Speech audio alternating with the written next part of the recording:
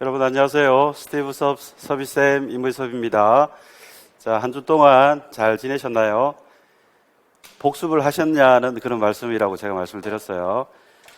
요즘 오미크론 그래서 또 굉장히 좀 어수선한데 건강 유의하시면서 또 연말에 또 모임이 있는데 좀 가능하면 자제하시고 우선 건강에 유의하시고 복습하시고 이렇게 좀 신경을 쓰시면 되지 않을까 합니다. 오늘은 이제 인문 강의 5번째 시간인데요. 지난 시간까지 이제 등기 쪽에 공부를 조금 했었습니다. 기본적인 인문 과정에서 다뤄야 되는 가장 기본적인 것들, 하지만 시험하고 연결되는 것들을 저하고 정리하셨고, 오늘부터 하실 내용은 지적편입니다. 지적편의 내용을 하기에 앞서서 그래도 저는 계속 복습을 하는 과정을 거친다 그랬습니다. 그래서 짧게나마 복습하는 문제를 거치도록 하겠습니다. 오늘 이제 연교시 문제, 지난번에 했던 등기 뒤편의 등기 절차에 대해서 제가 주제를 가지고 설명을 드렸던 것들을 한번 확인하는 시간을 갖고 이제 지적편의 이론을 앞으로 3주간 할 겁니다. 그래서 오늘하고 앞으로 2주 더해서 그날이 언젠가요? 크리스마스 같아요.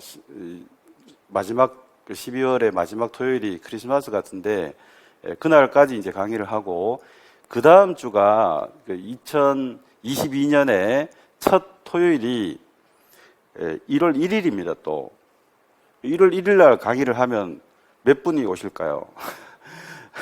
아무도 안 오실 것 같아서 1월 1일은 우리 강남학원에 아마 휴강하는 걸로 제가 알고 있거든요. 그래서 그렇게 일정을 잡아두시면 됩니다. 그래서 저는 2021년에 인문 강의로 이번 크리스마스까지 하고 그 다음 주인 2022년 첫째 주 토요일은 휴강, 그리고 두 번째 주 토요일부터 정규 저희 요약집 가지고, 그리고 요약집하고 익힘장을 같이 병행할 겁니다. 요약집의 내용과 익힘장의 내용을 확인하는 그런 시간으로 계속 다져가는 시간으로 한 6개월간 꾸준히 제가 반복하는 공부로 진행하겠습니다. 그렇게 일정을 먼저 말씀을 드렸고요. 오늘 복습하고 이제 지적의 이론을 또 들어가도록 하겠습니다. 연교시 문제 해설입니다. 자, 1번은 지난번에 각하사유를 말씀을 드리면서 29조 각하사유의 제2호 각하사유, 사건이 등기할 것이 아닌 경우, 요거를 제가 중요하다고 말씀드렸습니다. 요게 1호죠. 1번 지문이 1호 각하, 2번 지문이 2호 각하. 근데 요거 의도적으로 2호 각하의 정답을 이렇게 한번 체크하도록 해서 사건이 등기할 것이 아닌 경우, 줄여서 등기사건 아닌 경우, 등기의 대상이 아닌 경우 이렇게 한번 체크를 하시라고 제가 한 거고요. 이 등기사건이 아닌 경우는 예가 굉장히 많은 거예요.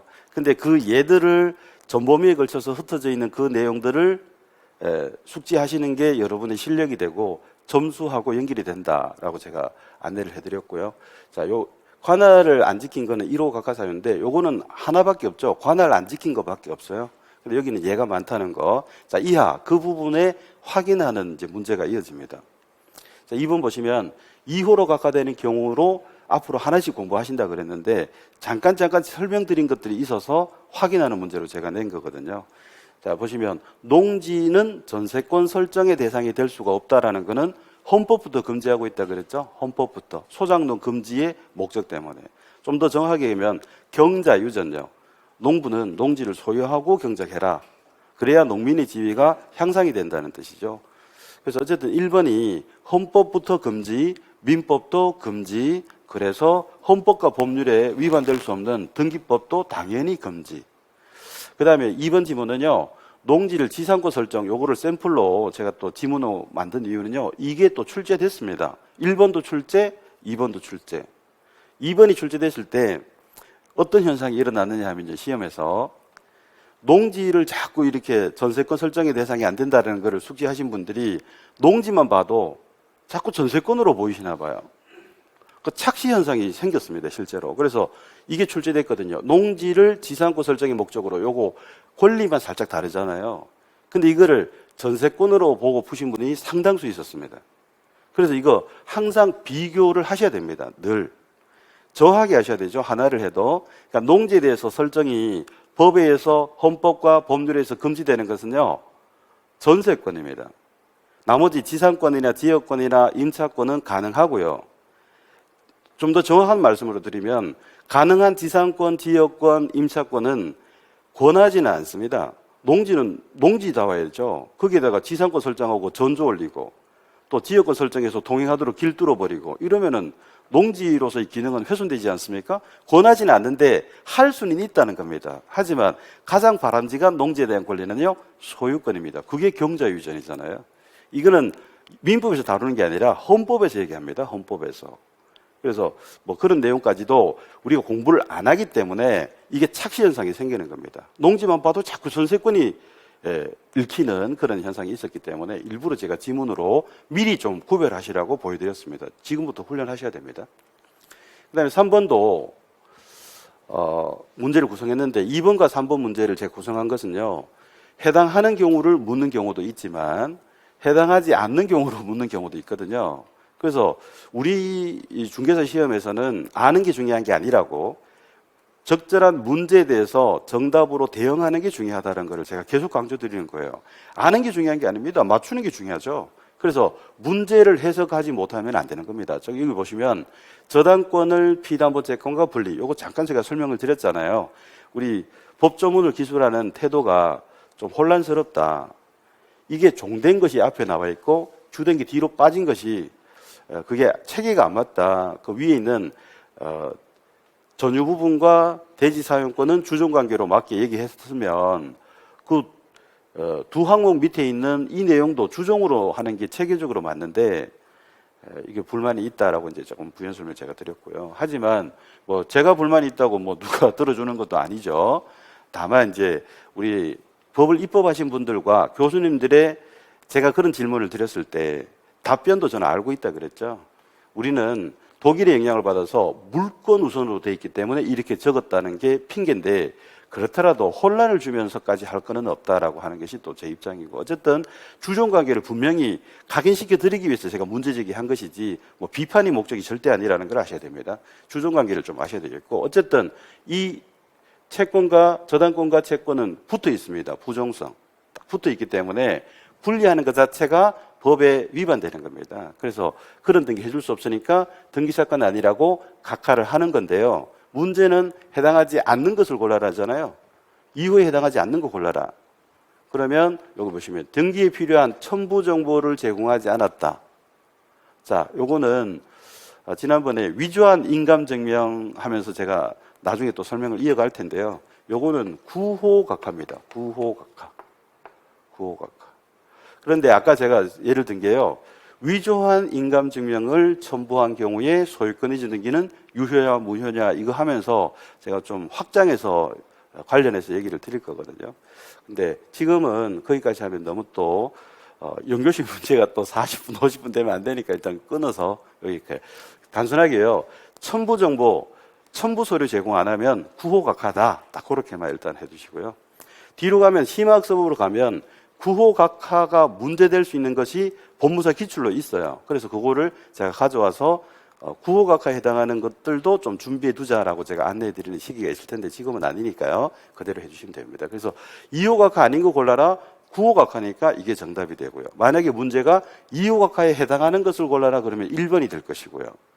그러니까 객관식은 정답을 고르는데 중요한 포인트가 있기 때문에 아는 것보다 고를 수 있는 연습을 하셔야 되기 때문에 아는데 문제를 잘못 읽어서 해당하는 것으로 읽어서 1번으로 체크하는 실수를 지금부터 방지해야 됩니다. 그게 한꺼번에 안 되거든요. 시험에 다가와서 갑자기 되는 거 안 됩니다. 그래서 지금부터 일부러 그런 훈련을 하시라고 해당하는 것은 해당하지 않는 것은 이렇게 제가 일부러 구성을 한 거예요. 연습을 하시라고. 자, 4번을 보시면 그 등기가 유효인 경우를 물었어요. 그러면 1번 무효가 있고 유효가 있고 뭐 그렇다는 거잖아요. 저당권 피담보채권 분리 첨부 정보를 제공하지 않았는데 등기가 됐다. 이거 지문 똑같지 않습니까? 그러면 똑같은데 위에 거는요. 아까 뭐라 그랬습니까? 이 2호에 해당해서 각하했어야 되죠. 2호로 각하했어야 되는데 그럼에도 불구하고 등기가 됐잖아요.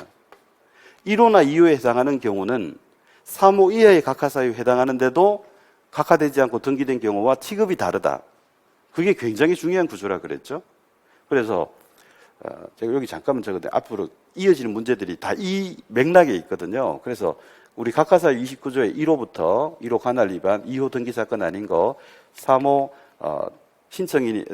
신청할 권한이 없는 자가 신청했을 때부터 4호에 등기소에 출석하지 않았을 때, 5호에 방식을 위했을 때, 6호 등등등등 쭉 해가지고 마지막 11호 대장과 일치하지 않을 때까지 이렇게 쭉 있는데요. 요렇게 제가 나눴었습니다. 이게 각하 사유이기 때문에요. 각하하는 사유 이 중에 이 열거된 11가지 사유의 어느 하나에 해당하면 당연히 각하를 해야 되는 것이죠. 그런데 만약 각하를 하지 않고 고의나 과실, 착오 등으로 등기를 했을 때 그 평가가 완전히 다르기 때문에 논의를 했다. 제가 색깔로 구별하고 있었죠. 1호나 2호에 해당하는데도 등기가 되었으면 이거는요 무효입니다. 그 무효도 어떤 무효냐 그러면요, 여기 절대적, 학자들은 절대적, 다르게 얘기하면 예외가 없다는 것을 학문적으로는 절대적이라고 하는 거죠. 예외가 있는 경우는요, 원칙도 있고 예외가 있으니까 그거는 상대적이라고 하는 거고요.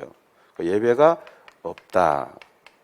그리고 판사들은 이거를 당연무효라는 표현도 쓰기 때문에 알아두셔야 돼요. 같은 말이라는 거.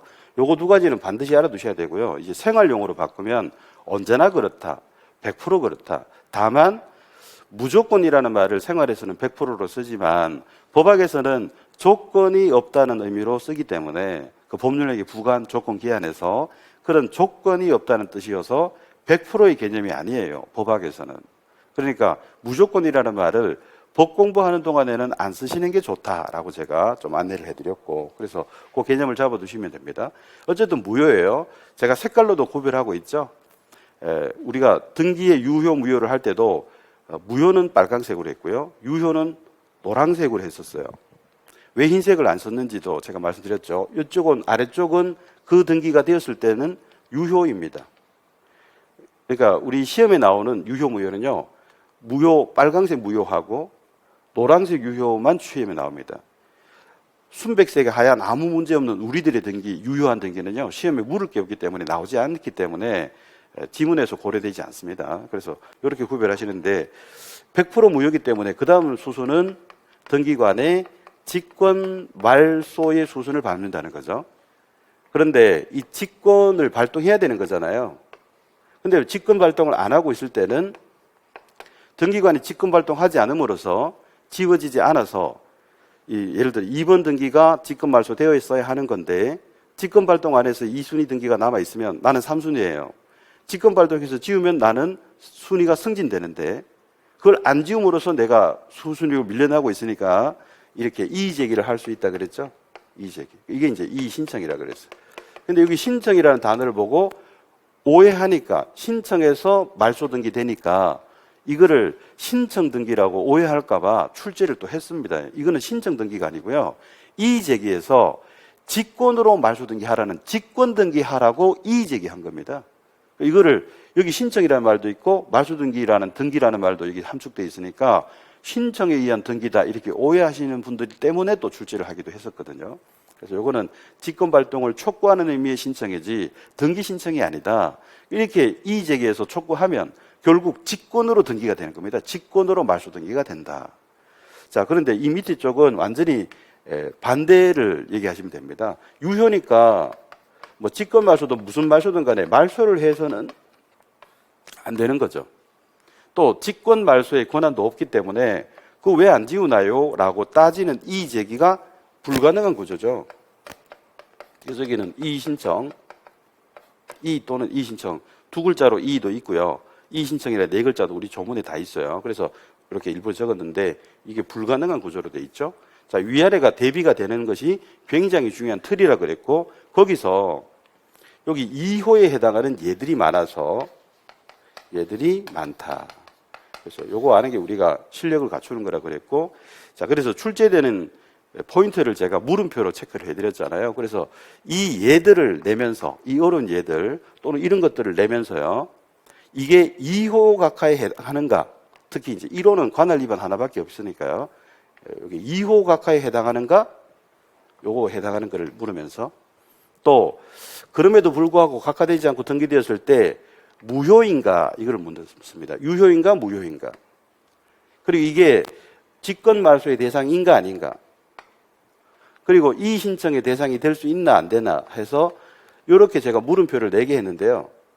이 다 출제가 되고 있는데 난이도는 뒤로 갈수록 높다. 지금 여기 이효각하에 해당하는 거를 골라라 이렇게만 물어도 이미 정답률이 확 떨어지거든요.